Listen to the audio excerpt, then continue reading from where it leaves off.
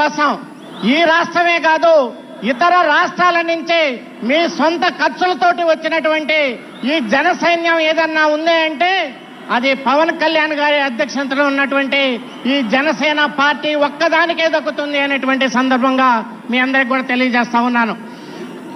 ఈ మధ్య మనం చూసాం, ఉప ముఖ్యమంత్రి గారు జగన్మోహన్ రెడ్డి గారు పవన్ కళ్యాణ్ గారిని గురించి ఒక అనుచితమైనటువంటి వ్యాఖ్యలు చేశారు.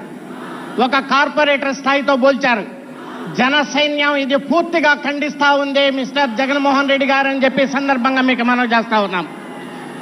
మీ అందరికీ తెలుసు, మన దేశ ప్రధాని గారే పవన్ కళ్యాణ్ గారిని గురించి సాక్షాత్తు పార్లమెంటు సెంట్రల్ హాల్లో ఏ పవన్ నహీ హై ఆంధీ హై అన్నారు దేశ ప్రధాని గారు. ఆయన పవన్ కాదు, ఒక తుఫాను అని చెప్పారు. ఈరోజు ఎన్డీఏకి, కూటమికి ఇటు రాష్ట్రంలో కానీ అటు దేశంలో కానీ ప్రభుత్వాలు ఏర్పడినాయి అంటే అది ఒక్క పవన్ కళ్యాణ్ గారి ద్వారానే ఏర్పడింది అనేటువంటి విషయం అటు ఢిల్లీ పెద్దలకు తెలుసు, దేశంలో ఉన్నటువంటి అనేక రాజకీయాల నాయకులకు తెలుసు. మీరు అలాంటి అనుచితమైనటువంటి వ్యాఖ్యలను చేయటం జన సైన్యాలను బాధేస్తుంది. మీరు అలాంటి వ్యాఖ్యలు చేశారు కాబట్టి ఈరోజు మీకు 11 సీట్లకి మాత్రమే మిమ్మల్ని కూర్చోబెట్టారు. ఆ 11 సీట్లకి ఏం చెప్పారో తెలుసా అర్థం? నీవు పులివెందులకి ఎక్కువ, కడపకి తక్కువ అనేటువంటి విషయాన్ని మీకు ప్రజలు చెప్పారనేటువంటి విషయాన్ని సందర్భంగా మీకు మనం చేస్తా ఉన్నాను.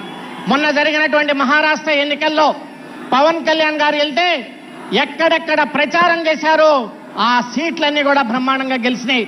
ఆ విషయాన్ని మాకు స్వయంగా నేను ఉదయ్ శ్రీనివాస్ గారు వెళ్తే అమిత్ షా గారే చెప్పారు, బ్రహ్మాండంగా ప్రచారం చేసి ఎన్డీఏకి మాకు మద్దతు పలికారు మహారాష్ట్రలో కూడా. అలాంటి వ్యక్తి మరి ఈరోజు పవన్ కళ్యాణ్ గారు ఇంగ్లీష్ మాట్లాడగలరు, హిందీ మాట్లాడగలరు, అలాగే తమిళ్ మాట్లాడగలరు, కన్నడ మాట్లాడగలరు, అన్నిటికంటే తెలుగు బ్రహ్మాండంగా మాట్లాడగలరు.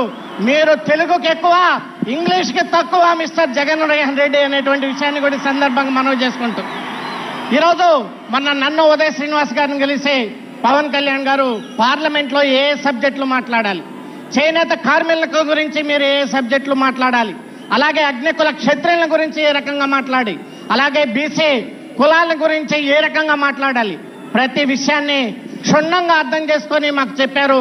ప్రజల పట్ల అవగాహన కలిగినటువంటి వ్యక్తి పవన్ కళ్యాణ్ గారు అని చెప్పేసి సందర్భంగా మీ అందరికీ మనం చేసుకుంటూ ఆయన బాటలో నడవాల్సినటువంటి బాధ్యత మన అందరికి కూడా ఉందని సందర్భంగా మనవి చేసుకుంటూ ఈ అవకాశం ఇచ్చినటువంటి పెద్దలకి నా హృదయపూర్వక ధన్యవాదాలు.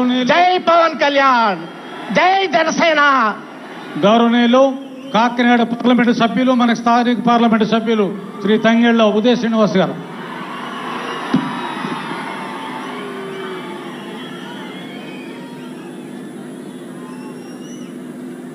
అందరికీ నమస్కారం. వేదిక మీద ఉన్న పెద్దలందరికీ, జనసేన పార్టీ అధ్యక్షులు పవన్ కళ్యాణ్ గారికి, అలాగే ఈ 12వ